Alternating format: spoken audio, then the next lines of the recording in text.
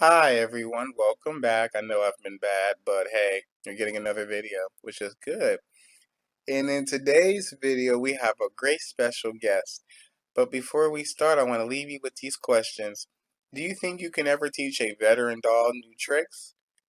And what do you think would inspire someone to want to teach the next generation of administrators?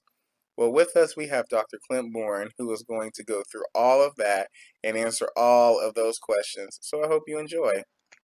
So here we have Dr. Bourne, who is the actual teacher of the class, everyone. And Dr. Bourne will explain to us his educational background and how we got here and what his many roles were in education. Take it away, Dr. Bourne. Okay, well, I started out, as many of you, teaching, and from there I became actually was a coordinator, which I taught half a day and then supervised students for half a day, and that was for 13 and 14 potential dropout students, kind of a challenging program. From there, I became an assistant principal, and after, excuse me, I gotta back up. I was a guidance counselor, and actually my master's degree is in counseling. Then I got an assistant principal position, went for 2 years there, was promoted to principal position. After becoming a principal, I then wanted to enter the central office. I became an assistant superintendent, and then finished off as a superintendent of East Guernsey Schools, which is near Cambridge, Ohio. Was there for 10 years total, 8 years as the superintendent. When it came time for me to retire, I looked around and an opportunity came available here, and I've been here ever since. I enjoyed every minute of it. So what made you want to teach teachers how to be principals?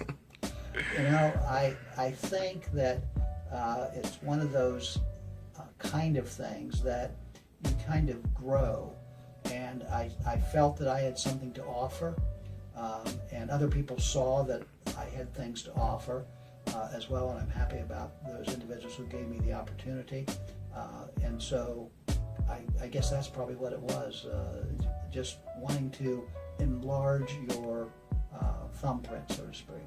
Okay, then, and then another question, Doctor, that I have for you is that usually people, in school and society, you didn't really tell us your age, but you told us around the time that you were born, around the hip year. Boomer, right? Yeah, around the hip year. And one of the things that I find interesting, because I do talk about you a lot to other people, is that I said my teacher, he's very much so older, but he's very fascinated by technology.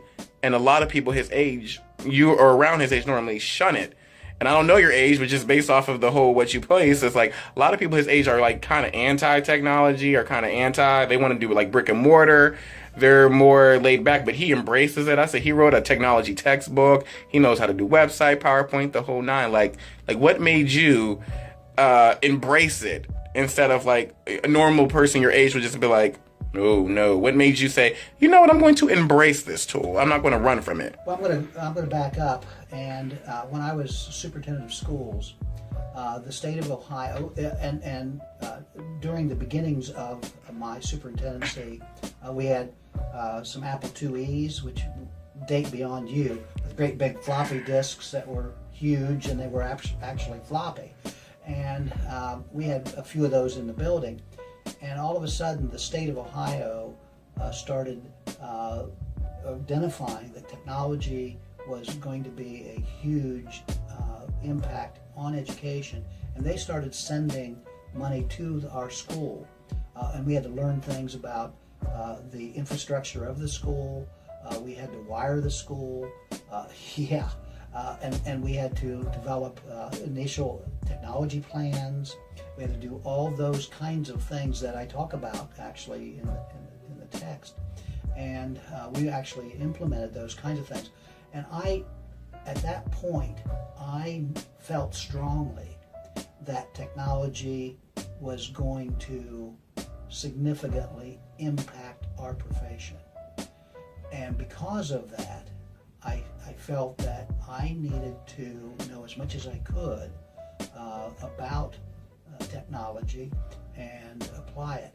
And it's really kind of funny how I got to teach this at the university. I didn't, my first few years here, I didn't teach uh, any technology courses. And Dr. Keenan asked me to present to principals some technology kinds of things, of which I did. And I remember us walking back from that meeting, and he looked at me and says, "You know a little bit about technology, don't you?" I said, "Well, yeah." I said, "I was there in that school, in my school, and we brought it from zero to where it is today."